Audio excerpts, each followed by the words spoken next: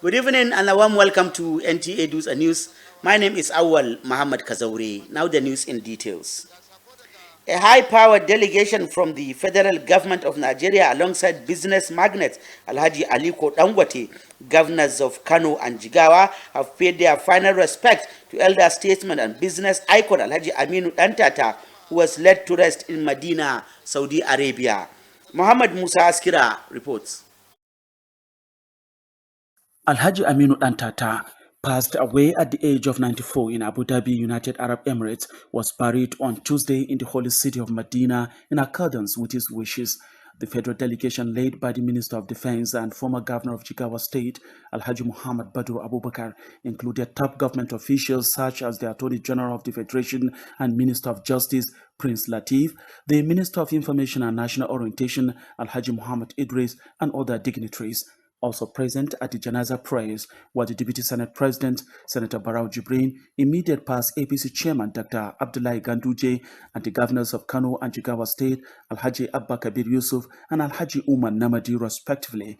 Prominent clerics like Dr. Bashir Ali Umar and Sheikh Aminu Ibrahim Daurawa joined family members led by Alhaji Tajuddin Antata and the Africa's richest man, Alhaji Aliko Dangote, who is a nephew of the late patriarch, the Emir of Kano, Muhammad Sanusi II, and Emir Aminu Ado Bayero also attended the burial, which took place at Al-Baqi Cemetery after Janaza prayers at the Prophet's Mosque. Nigeria's consulate officials in Jeddah and the defense attaché coordinated the arrangements to honor the late Dantata family journey, marking the end of an era for one of the Nigeria's most influential families. From Dutse, Muhammad Musa Askira, NTA News. Jigawa State government, in collaboration with the Impact Jigawa project, has organized a one-day sensitization workshop for senior special assistants and special advisors and special assistant to the governor on health monitoring and supervision. The training held in Dutse focused on enhancing the capacity of aides to effectively monitor the 114 newly upgraded primary healthcare centers across the state. Muhammad Musa Askira reports. The initiative is aimed at strengthening healthcare delivery, particularly in addressing critical issues such as maternal and child mortality, malnutrition, immunization, and malaria.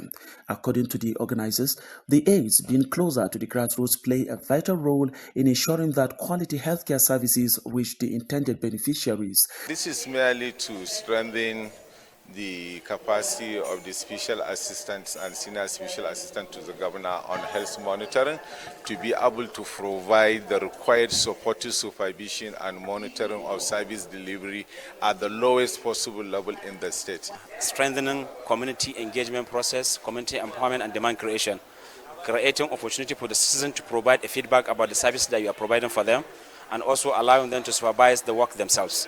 So it is based on actualization of that pillar that His Excellency for the first time engaged this layer of monitors, supervisors, who are grassroots based, who live within the community, who are fully aware of where government direction is going.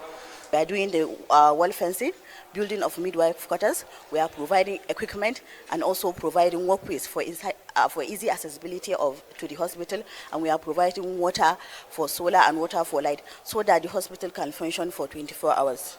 The workshop is part of the state government's broader strategy to drive reforms in the health sector in line with the Jigawa's health policy. From Dutse, Muhammad Musa Askira, NTA News. As the rainy season sets in across many parts of the country, farmers once again face fresh challenges, not from drought or pest this time, but from excessive rainfall. While rain is vital for agriculture, the Nigerian Meteorological Agency (NIMET) has predicted that unusual heavy downfall could pose serious threats to farming activities this year. Recent weather forecast shows an increase in both the intensity and frequency of rainfall, with far-reaching implications for agriculture and environment and the economy. Ibrahim Sani reports. While rain has remained essential for crop growth, however, the excessive rainfall, on the other hand, brings about more harm than good to the farmers and crop production. This is because when soil becomes saturated, oxygen levels decrease and crops like maize, rice, sorghum, and vegetables suffer from root rot.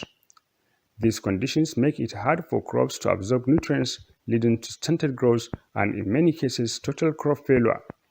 Dr. Muhammad Sani Isiaku of Federal University Dutse revealed that heavy downpour also leads to excessive moisture, thereby creating a perfect environment for fungal and bacterial diseases.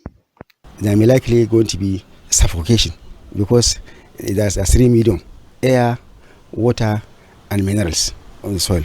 So when there's disbalance, then there's likely going to be suffocation, and the plants will eventually wilt or die. So the farmer will not experience, will not have any, will record maybe zero harvest or something like that. So this will definitely affect the economy and the food security of the country. Additionally, the crop expert highlighted that heavy rains wash away the fertile topsoil layer rich in nutrients necessary for plant growth. This degradation, he said, leads to long-term damage to the soil health and reduces its productivity. On the way forward, the agricultural experts raised the need for early preparations as well as establishment of early warning mechanisms, introducing climate resilience crops coupled with building resilience in the face of climate change. That's what we call weather forecast information. A farmer is supposed to have that information at the tip of his finger so that he can know, he can expect what the rainfall pattern will be. So in case of that, if there is a prediction of heavy downfall or flooding, he has to prepare adequately. One, he has to prepare the land. Land preparation is very critical, so that when the rainfall comes, a substantial amount of rainfall will be conserved in the soil, other than just to be a runoff. Though government is never reluctant in supporting farmers to boost production, Dr. Sani highlighted the necessity for governments and financial institutions at all levels to scale up affordable crop insurance packages that will protect farmers against extreme weather risks. In Dutse, Ibrahim Sani, NTA News. In response to the recent windstorm that wreaked havoc across 3 local government areas in Jigawa State, the State Emergency Management Agency, SEMA, has distributed emergency food supplies to affected households. Danjuma Meyaki reports. A severe windstorm recently swept through the local government areas of Kazaure, Kiawa, and Miga in Jigawa State, leaving a trail of destruction in its wake. Roofs of residential homes, schools, and places of worship were badly damaged, displacing several families. To provide immediate relief, the State Emergency Management Agency, SEMA, distributed a total of 2,256 bags of grains to the affected communities. Each household received 10 kg bag of rice, maize, and millet to ease their hardship. The Executive Secretary, SEMA, Alhaji Hannafi Yakubu, led the official presentation of the items to local government officials, urging them to ensure the aid reaches only the genuinely affected victims.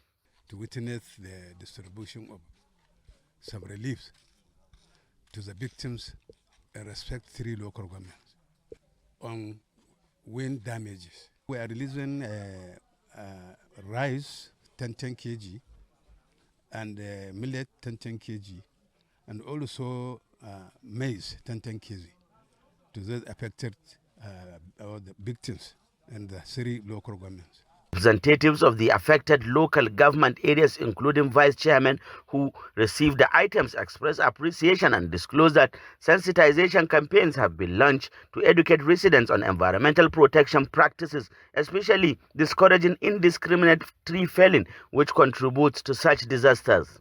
While the relief material offered temporary support, the state government emphasized the need for a long-term solution to mitigate the effect of natural disasters. In Dutse, Awal Muhammad Kazaure, NTA News. That was the news. Thank you for watching. Good night.